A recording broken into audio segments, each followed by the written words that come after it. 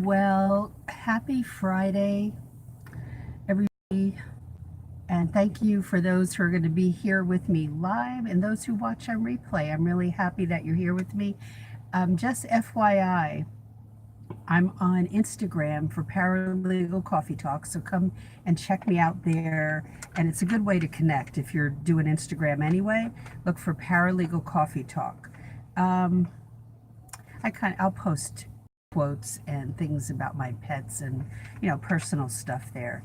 Also, don't I always want to say, be aware that I always talk about the two-step process as you're beginning this career.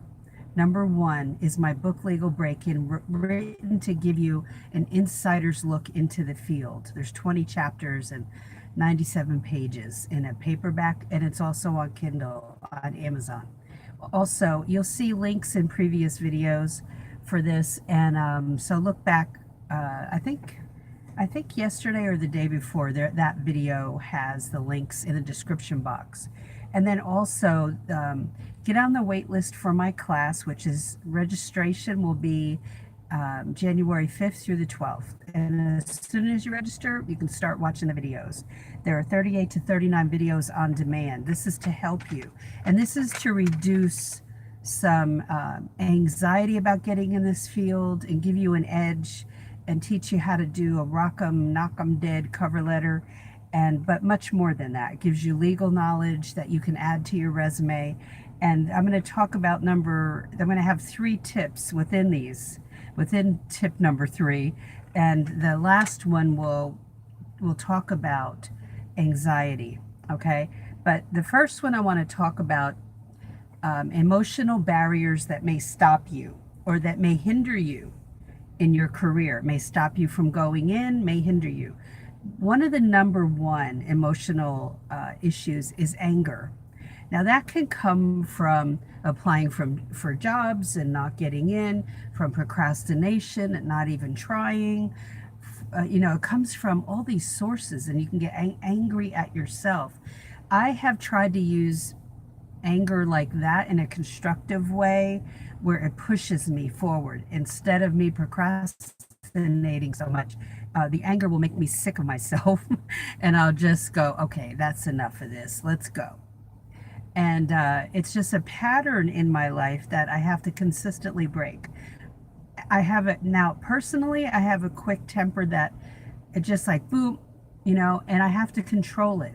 And I was not allowed to express that growing up. And I had to learn how to express displeasure, something that made me annoyed to a high degree in a different way. And somebody here asked me a while back, will you be successful or can you get a job in this field if you don't have control of your anger? I don't know many jobs where that's going to be an asset. I don't think it's an asset at all. I think, though, that you can have we'll call it righteous indignation, meaning you're not too happy with something and you can remain calm with your voice.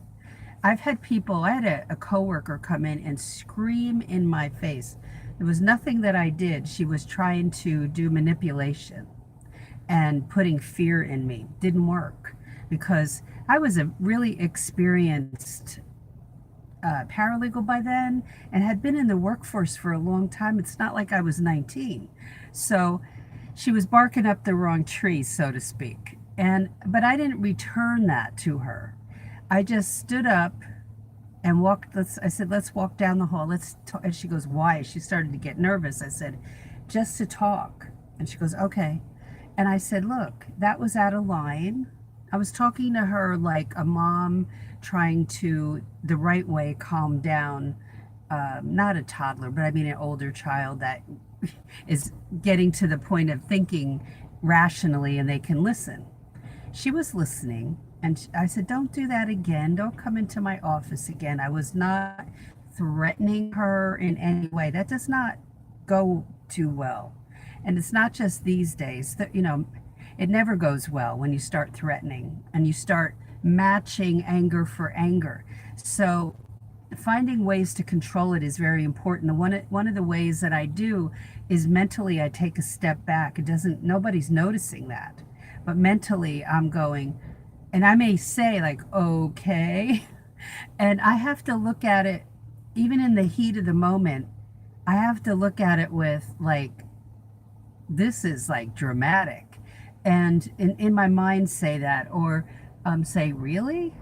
And let the person be heard if it's something they're spewing out that's bothering them, and then get it out, and then teach somebody, if it's a coworker, that there's a better way to do this. And if it's a time for mentoring, yes, but in other respects, I've had somebody come to my doorway and tell me that I won't last in that law firm. That was just coming because I wasn't eating lunch with them. And the reason I didn't is because they were a bunch of gossipers, and we all, you know what, we became friendly after 2 months. It all worked out. But I had to not respond when she was telling me, you're not going to last in this law firm. I just looked at her and I said, we'll see, won't we? But I wasn't like, I was telling her the truth. It wasn't me coming back in such a harmful way or saying something snarky. No, I believed that I would have that job, and I did, and I kept hold of it. So nobody chases me out of a job. I had another girl who was a legal secretary. She was very upset that two of us paralegals were brought into the law firm from another law firm, and she saw me in a specific outfit I had on, and she said it looked like I was a UPS driver because my skirt was beige and my top was solid brown. And I thought that was pretty creative, but I said, well, thanks so much, because my uncle works for UPS and so does my cousin, so I fit right in. She did not know what to do with that. Now, I'm not usually that quick on the response, like a funny response. She didn't think it was funny, but it wasn't anger. And don't respond and lower yourself. Don't do it. And don't get angry over sending out your resume and cover letter and you don't get a response. You're not to be in that law firm. And yes, it could also be that you're not putting out that knock 'em dead cover letter either, or you're not tailoring the stuff you send out and not doing it properly. Yes, that's a given. That could be the reason. But those are things you can fix. And it also could be, in my case, I know this, I was not supposed to work for certain people. And I would find out later it was a horrific place to work. And people would tell me later, like, oh, you didn't want to be there. So I was amazed that that's why I wasn't allowed to get that job.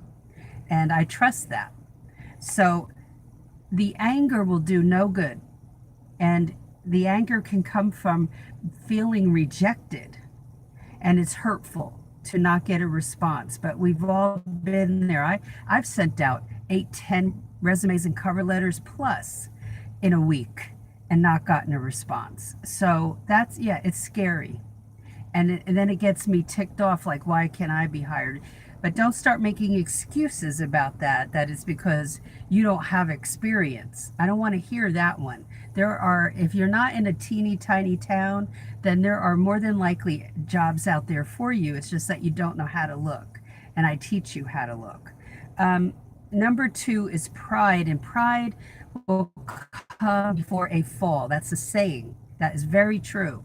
When you're full of yourself and you're the only way and you're always right, that's not even human. That's very robotic. That does not exist. So if you are walking down that path, you're going to have to let that go, because you're going to be a problem solver and you're going to have to be a good listener as well in a law firm. And it's good training too for your personal life. So if you're like me, as an only child and the oldest grandchild, and my husband is the same thing, we thought our opinions were pretty important. They're not that important. We need to be heard, but not everything we think about needs to be expressed, and it's not everything that we believe is not more important than anybody else's. So we had to, as kids, come to grips with that, and as adults come to grips with that and learn to listen better. Because when we were kids, we were the first ones in the family, new babies. And as we grew, attention was given to us. And people would listen to things we said and I thought it was, oh, so charming and so cute. But when we go in the work world, people don't think that.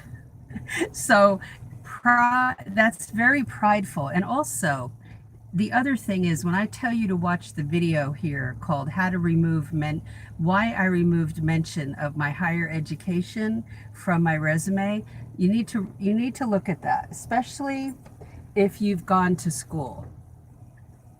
You need to look at that video and don't let pride take over when you listen to that video. Okay, that's all I'll say about that. And number 3 is anxiousness. I personally suffered from anxiousness and panic attacks between the ages of 11 and 15 and had no idea what brought it on except, my guess for anxiousness, some of it might be hormonal, but the only place that happened was in the restaurant situation, and I never had anything bad happen there. There wasn't pressure on me in a restaurant. Excuse me. So what brings on panic attacks for me, is go into a big box store with a lot of fluorescent light. That's what I saw it like happening when I would go in. So, but that wasn't the case when I was younger. And when you're going into the field and if you suffer from anxiety and panic attacks, first of all, so do some attorneys. So do some of your coworkers. It's like the unspoken thing. If I get totally overwhelmed, I can't even think straight. So I have to breathe and get out of that's why if I had a stressful day in a law firm or any place I worked, I would go out for lunch regularly. And that was a very good way I'd go to a bookstore, which totally took my mind off my work, or any place that will do that for you. Even going out to eat, but sometimes when we're just out somewhere eating, we're still going to think about work. But for me, looking at a book or just walking through some place is better than you don't stay in at a law firm and eat your lunch, because they'll take advantage of that overall. They will. So the anxiety and we're facing an unknown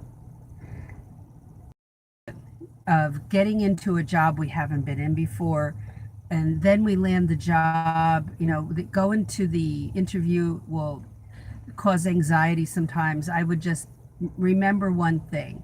What's the worst thing that can happen? They just say no, big deal. On to the next one. You can't put too much weight on one job. You cannot do that. That will send you into that anxiety spiral. You've got to look at it as a numbers game. I'm going to apply, but do apply in the right way. Don't just throw it like a spitball to see what sticks. That's not the right way to apply. So then after you land the job, now you've got the anxiety, right, of you're going to learn some things and you don't know everything. They know you don't know everything. So understand that. They're not going to train you as much as they say they're going to train you, so you have to start cramming. That's why I put my class together. That's why I wrote the book. So it was to help you in that regard, get over that hump, get an edge, and build confidence. And that reduces that feeling of anxiety that I do know a lot. That's what you have to understand. You have foundational skills that I talk about in my videos. You build on top, and you never stop learning. So don't put so much weight on one job, or that the world's going to fall apart if you make a mistake. Sometimes people are annoyed that attorneys bring in an inexperienced person. Too bad. I didn't find that in my first job. I found it in the second job. And I just hung on and learned all I could, despite a crabby coworker who I did not have to interact with at all. We weren't in the same area of law at all. our bosses just happened to be partners, but we were not having to do work on cases together or anything. So she worked in bankruptcy, I worked in personal injury and workers' compensation. So, yes, things like this happen. You have to deal with them as they come. If you overthink it, you'll go into overwhelm. You have to just get all the legal knowledge you can and do things the correct way, as you know, the best way you know how, and learn, learn, learn. Never stop learning. And then pat yourself on the back for those not so small achievements. They're huge achievements when you get an interview, even if you don't get the job. You got the interview. That means they saw something they like. And I know somebody on my Facebook page who, publicly said, so I can share this, that she got a second interview and didn't get it twice. So that can get you down, but you've got to pump yourself up and go, I'm going to keep going because I know this career is for me. Do not give up. Keep going, okay? So that is it for today. These are 3 areas that can be problematic as you're going in, and you can get past all of it. If, for me, I had to not spout my opinion at every turn. I had to become a better listener. When people share their stories with me, I don't need to tell them mine to one-up them, which I had a problem with. And it wasn't really intentionally to one-up them, but I had to learn to communicate better with humans. I wasn't really good at it for a long time. So that is it for today. Thank you for being here with me. I appreciate you all. Be sure to say hello, ask questions in the comments below. Is something troubling you about getting into this career? You're, not sure what area of law you should go into, what I would do is start investigating areas of law, period. Go on Google, start investigating them. When you look at them and you look at what you have to do as a paralegal, are you feeling like, oh yeah, I could handle this? Then start to focus on that, but really do your homework, okay? All right, that's it for today. Thanks for being here. Be sure, even on replay, say hello. Oh, hey there. Yeah, I tended to do that. I have to really clamp my mouth down because I tend to want to talk too much sometimes, and I didn't realize I was trying to one up them, and I feel bad for all the times I did it. I do. I did it a lot, and I think that comes from my background and thinking that I need to be heard. I really do. And pride and being full of myself at my core, and I had to stop that. So yeah. Sometimes they just need a listening ear. Oh, you're so welcome. Thanks for being here. Yeah, I have to confess that was a total weakness, and it took me a long time to learn that one. I would see people I would see them, their face would just go down because they felt they weren't being listened to, but I did listen to them. It's just that it didn't seem like it, and I felt like I had to say something when I didn't need to say a word. But just if it was like a grief issue or it's a sorrow usually that they're expressing of some sort, and I didn't need to tell them my sorrow at that point to make it to diminish theirs. What was the point? So that was a lesson I had to learn. All right, guys, so I'll talk to you more than likely tomorrow with tip number 4. It will be regarding inspiration, and it's called Inspiration Won't Chase You Down. So that is it. I'll see you tomorrow, same time more than likely. Bye.